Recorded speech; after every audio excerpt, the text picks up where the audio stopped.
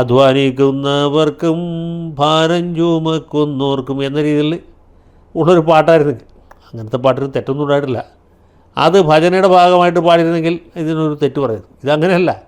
ഭജനയുടെ അതേ മാതൃകയിൽ അതേ രീതിയിൽ ചിട്ടപ്പെടുത്തിയ ആ ഒരു കലാസൃഷ്ടി തന്നെയാണ്. അതവർ മുൻകൂട്ടി പറഞ്ഞിട്ടാണ് അവിടെ അവതരിപ്പിച്ചത്. സംഘാടകർക്കോ അത് കേട്ടുകൊണ്ടിരുന്ന ഒരാൾക്കോ ആ സമയത്ത് യാതൊരു എതിർപ്പോ പ്രതിഷേധമോ തോന്നിയില്ല. അവിടവും കഴിഞ്ഞ് അമരവും കഴിഞ്ഞതിന് ശേഷം നന്ദഗോവിന്ദ ഭജൻസിൻ്റെ പേര് മാറ്റി നന്ദകുന്തിരിക്കം ഭജൻസ് എന്നൊക്കെ ആക്കിയാണ്.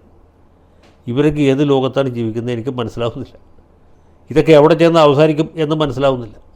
ഈ പോക്ക് പോയി കഴിഞ്ഞാൽ ഇനി യേശുദാസ് ഈ ഹിന്ദു ഭക്തിഗാനങ്ങൾ പാടുന്നത് തെറ്റാണ്, മാപ്പിളമാർ പാടേണ്ടതല്ല എന്ന് പറഞ്ഞാൽ നമ്മൾ കുടുങ്ങിപ്പോവും.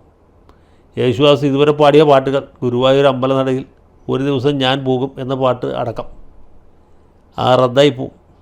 അതുപോലെ നിരീശ്വരവാദിയായ വയലാർ രാമവർമ്മ എഴുതിയ ഹിന്ദു ഭക്തിഗാനങ്ങളെല്ലാം റദ്ദാക്കണം എന്ന് പറഞ്ഞാൽ കുടുങ്ങിപ്പോവും. പോട്ടെ, ഈ ഭഗവാൻ ശ്രീകൃഷ്ണനെ കുറിച്ചൊക്കെ വളരെ ഉദാത്തമായ ഗാനങ്ങൾ എഴുതിയിട്ടുള്ളത് യൂസഫ് അലി കേച്ചേരിയാണ്. കേച്ചേരി എഴുതിയ പാട്ടുകൾ ജാനകി ജാനെ അടക്കം ക്യാൻസൽ ചെയ്യണത് മലയാള ഭാഷയിൽ നിന്ന് മാച്ച് കളയണം എന്ന് ഹിന്ദുത്വവാദികൾ നാളെ പറഞ്ഞാൽ അപ്പോഴും നമ്മൾ കുടുങ്ങിപ്പോവും.